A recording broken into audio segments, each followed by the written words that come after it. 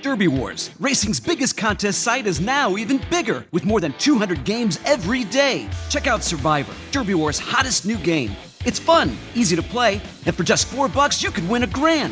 Just pick a horse to finish first, second, or third and advance to the next race. With daily payouts and games starting every hour, you'll see why fans are racing to play Survivor.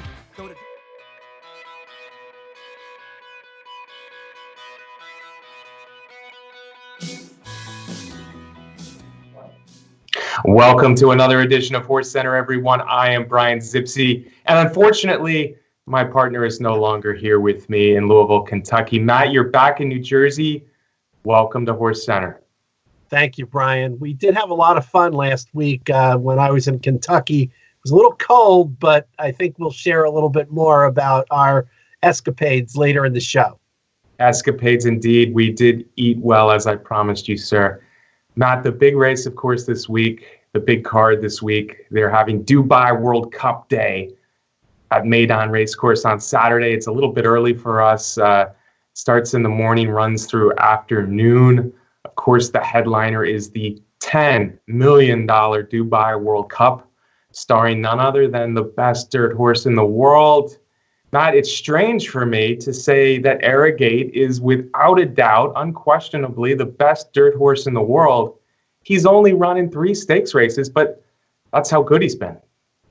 Yeah, Brian, and it certainly is hard to argue with that statement. And right, he's only run 7 times in his career, Brian, but he does have 6 wins, and he has managed to put together earnings of $11 million, which in just 7 races, Brian, has him ranked 3rd all-time in North America for earnings. Matt, that's even more than we get for doing HorseCenter every week. Yeah, 6 but in a row. We have more fans than Arrogate, though, Brian. No, we don't. We don't, not that. Not even close. 6 wins in a row. The big horse, the son of unbridled song, powerful. He's got tactical speed. He takes over the race whenever he wants to. Mike Smith in the saddle seems to win all the big races of late. I don't know. If Arrogate runs his race, he wins by daylight again, I guess. Lasix is a question. There's no Lasix over there. Okay, well, there's one question mark, but Brian, I don't think that's going to matter because the other American horses have to run without Lasix also, and in my view, they're his top competition. My view too, Matt. It's a level playing field, as you said. I like Gunrunner a lot. I like the fact that the Steve Asmussen team has let Gunrunner loose a little bit early in the races under Florent Geroux. He's looked like even better than the very good horse he was last year when he won the Louisiana Derby, ran 3rd in the Kentucky Derby. The last 2 races, they just said, let him go. Let him go indeed, and he did that in the Clark Handicap over a lot of good older horses. His Razorback this year was sublime. Gunrunner is a serious racehorse, Matt. In fact, I have him rated as the 2nd best dirt horse in the world. That's exactly where I have him too, Brian. And looking back at the replay of the Razorback just before the show, he went out on a lead. You know what? He was having a great time out there. He was flipping his ears back and forth and just doing things so easily. And, you know, he is running into Arrogate here, but I think we have not even yet seen the best from Gunrunner. That's true. He's a 4-year-old. He's still developing as well. Arrogate's development has been just so obvious. He came from nowhere last spring and last summer to the best horse in the world. But Gunrunner was always good, and he's better than ever now as a more mature 4-year-old. On the lead, it'll be an interesting tactical race as Neolithic, a nice late developing American for Todd Pletcher, is also a horse that likes to be out there a little bit. So Mike Smith will, he's got a push button on Arrogate for sure, but it'll be interesting to see how soon he goes after Gunrunner, and this very well could develop similarly to last year's Breeders' Cup Classic when California Chrome ran his race and was very tough to run down, and Arrogate did the job, but he had to work to do it. Maybe Gunrunner presents that same type of challenge for Arrogate.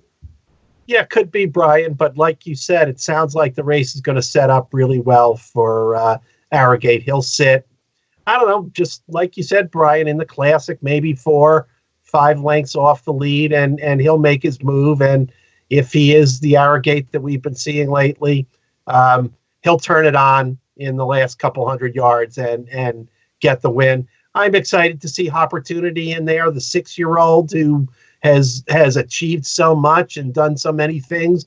Won over $4 million in his career. That Jockey Club Gold Cup win last year. I look for Opportunity to making a move down the stretch and picking up a nice check. As he always does, Matt. He is he's an earner, that's for sure. Way back when, I'm happy to say that I had Opportunity in the Rebel Stakes when he won that. He just keeps on going. He may be better than ever. As you said, he won the Jockey Club last fall, 1.25 miles being a good distance for him. Of course, he ran a very good race last year in this very race. He was the one really running late. He got up for third that day. His last race this year was impressive. We did talk about Arrogate wanting to be pretty close to the lead, and Gunrunner certainly out there, and Neolithic out there. There's the potential of a strong early pace. There's a long stretch at Maidan. So some of these stretch runners may very well have a shot to make a move and pick up the pieces of third or fourth, or perhaps even better. You mentioned Opportunity. I think Mubtahish, especially off his Maidan resume of winning the UAE Derby 2 years ago, running second to California Chrome. He beat Opportunity, got a nice inside trip that day to be second, a clear second in the World Cup last year. He's still a nice horse, coming off a nice, simple prep for this. I don't think we should throw out Keen Ice. Speaking of Americans as well, Matt, 10 furlongs, good pace. That's what this horse lives for. So despite him not really getting close to the money in a while, in fact, he hasn't won since that Travers win where he beat American Pharoah, I think this race might set up for Keen Ice just a little bit to run a good race. Yep, we have 3 legitimate closers in Mubtahish, who, again, you mentioned Keen Ice. Mubtahish has not won a race since he won the UAE Derby back in 2015. And Opportunity, those 3 are all going to be closing, and maybe it'll be Neolithic that can hang when we get to the end of the 10 furlongs. So it'll be an interesting stretch run. Yeah, Neolithic is the one we've talked about the least. I think he might have a tougher go of it here than he did at 9 furlongs at Gulfstream Park. That's my opinion. Japanese contingent, they're coming in 4 strong. The one American fans know the most is Lonnie, who was third in the Belmont Stakes, a strong closing third, but he just hasn't seemed to have the same kind of form going into this one. Gold Dream is definitely a nice Japanese horse. There's a mare in here. Matt, I'm probably going to butcher her name. I believe it's Furia Cruzada. So a lot of good horses, a lot of them a little bit unfamiliar to American racing, but American race fans. But I think this really does come down as America's race to win and maybe even sweep. Yeah, I think so. And the possibility of another $6 million into the career earnings of Arrogate, it's staggering how much money that horse could end up with by the end of 2017. Matt, that's crazy money. It sure is crazy, because you and I are never going to see any of that. Good for Arrogate, good for Juddmonte. By the way, Juddmonte Farms is one of the classiest operations in the world. Some people are wondering why Arrogate is leaving America to run in this race. It's a huge race globally, internationally, and Juddmonte is a global operation. So I have no qualms about them sending our best horse, Arrogate, over there to Dubai. Yep, I agree, Brian. All right, Matt, let's see what's next on my notes for today's show. Look out. Happy birthday, Skaggy, it says on my notes. Matt, your turn. Happy birthday, Matt. Brett Workman's in the house. Matt, you're finally turning 34. Now, last year you turned 35. I'm not sure how that works, but happy birthday. Happy 34th birthday. Thank you, Brian, and I appreciate you turning the clock back on me each year, because I certainly need that. Well, that's what you told me to say. Happy birthday, my friend. Always a pleasure to be with you. I hope you have a wonderful day. Thank you, Brian. Sorry, HorseCenter fans, but you guys love Matt like I do, so I'm sure you're going to wish him a happy birthday along with me. Let's get back to the show, Matt.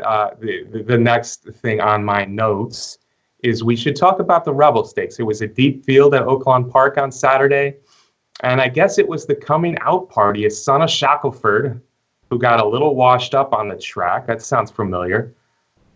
I'm going to say his name wrong, Matt. Malagasy? I don't know, Brian. Vic Stoffer said something else, and then I read that the Pletcher barn says Malagasy. Whatever, Brian. He did a heck of a job stepping up from 2 super impressive sprint wins where he had won by open lengths, and like you said, he did a little bit of Shackelford. He was a little kooky in that closed-in paddock before the race, and a little washy before the race, just like his dad was before the Preakness. But he ran big, Brian. He sat in second place and got the lead, and coming down the stretch, there were some challenges, and he pulled out a little bit more down the stretch. And what can I say? I think we were both a little bit surprised, but Todd Pletcher, the horse is 3 for 3. Pletcher says he's going to stay and run in the Arkansas Derby. Let's see what he's got. Malagasy. Let's go with Pletcher. Malagasy. All right. Malagasy. Well, you know what, Matt? Yeah, it's tough to do what he did. He had 2 sprints. Never been farther than a sprint race. Obviously, 1 turn at Gulfstream Park. For him to come around 2 turns to Oaklawn Park against a very deep field. And the reason I liked him a little less than I might have, despite Todd Pletcher's recent form in Derby preps, is there was a lot of pace in the race on paper going in, although he's had a good trip. He stalked uncontested. Uncontested is, I think, now proven to be a horse that doesn't want to stick around in 2-turn races. Malagasy was able to take over, and at one point I thought Untrapped looked like a dangerous presence on his outside, but he kind of rebroke a little bit and sprinted home.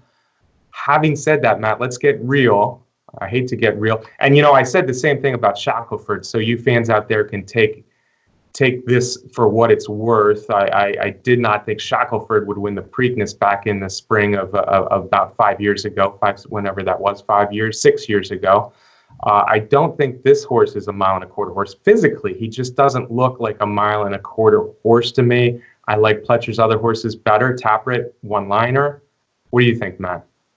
Well, Brian, it seems like we're a broken record, and everybody else is, because we get these horses winning their Derby preps, and immediately everybody says, "Oh, I don't think he's a 10 furlong horse. I don't think he's a 10 furlong horse." But you know what, Brian? Somebody's going to have to cross the finish line first at Churchill Downs on the first Saturday in May, and I don't know how many legitimate 10 furlong horses are going to be in the race.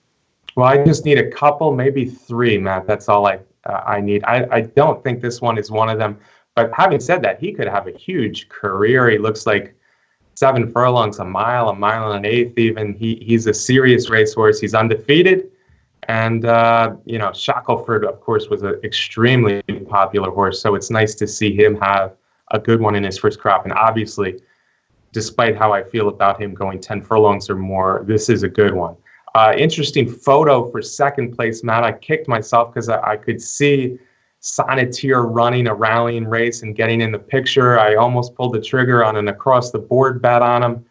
He wins a crazy tight 3-way photo for second, which could have Kentucky Derby implications. And then he pays $58 to place. Yeah, Brian, are we looking at the possibility of another maiden in the Kentucky Derby this year? It looks that way. He got 20 points there. He'll have one more prep. He's a decent horse at least. I mean, he had run against some good horses, and he had decent form in maiden races. And then, he won this photo over Untrapped and Petrov, where I think all 3 were separated by about 2 or 3 inches at the wire. So it'll be interesting to see how the points shake out between those 3. American Anthem did nothing. Uncontested dropped again like a stone. Royal Mo really did nothing. Disappointing race for some of the favorites. Yeah, if we want to give an excuse for American Anthem, they did say recently that he lost the front shoe in the race, and so if some people want to give him an excuse on that, that's legitimate. And I just want to add that anybody questions why Javier Castellano has won the last 4 Eclipse Awards, all you have to do is look at the ride that he gave Malagasy in the Rebel. Come on, he had a lot to do with parceling out the speed and the endurance of that horse and coaxing him to victory.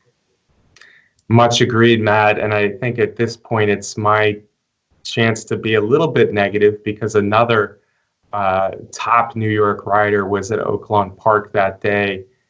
And Irad Ortiz Jr., I love you, man. You're a good jockey, but the ride you gave Terra Promessa earlier in the day in the Azeri, oh my God, it was bad, Matt.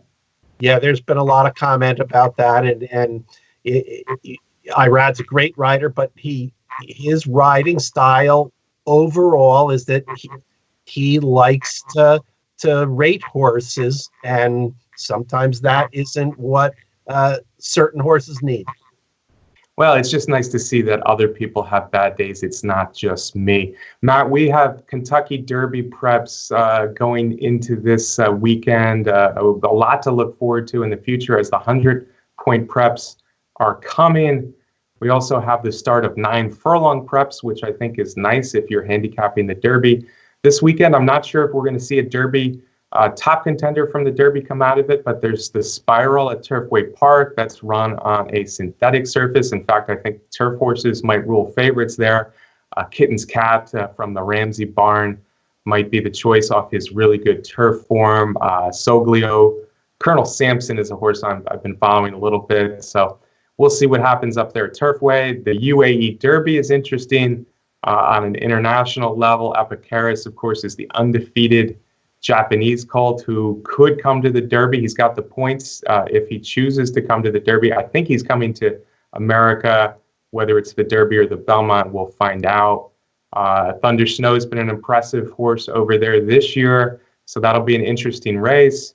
UAE Derby horses have not had the best of luck in the Kentucky Derby. And then on Sunday, we have the Sunlight Park Derby. Bronze Age was an impressive maiden winner recently for Bob Baffert, always dangerous. Might have his coming out party at Sunland Park. IRAP has been around running decent races for months now. Maybe shareholder value. Anything in those preps strike you as we move closer to the Derby, sir? Well, it's an interesting at this point, but it seems like Bob Baffert is looking for a Derby horse. Yeah, Baffert took a hit recently. Unfortunately, Mastery's injury, he would have been very well the favorite in the Derby, and then American Anthem disappointed at Arkansas. But as Matt mentioned, he'll get another chance.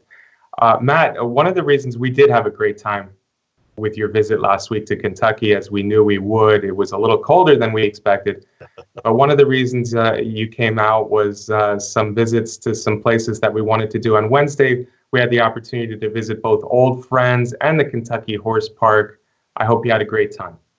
I did, Brian, and I've always wanted to go to Old Friends in Kentucky with the great work that they do and the importance of what they represent to thoroughbred racing, that everybody, all of us, need to pay attention and do our share for the retirement of the racehorses that we take so much pleasure from.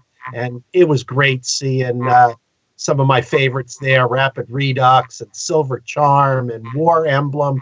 And Michael Blowen does such a fantastic job there. We were lucky to get a tour from him.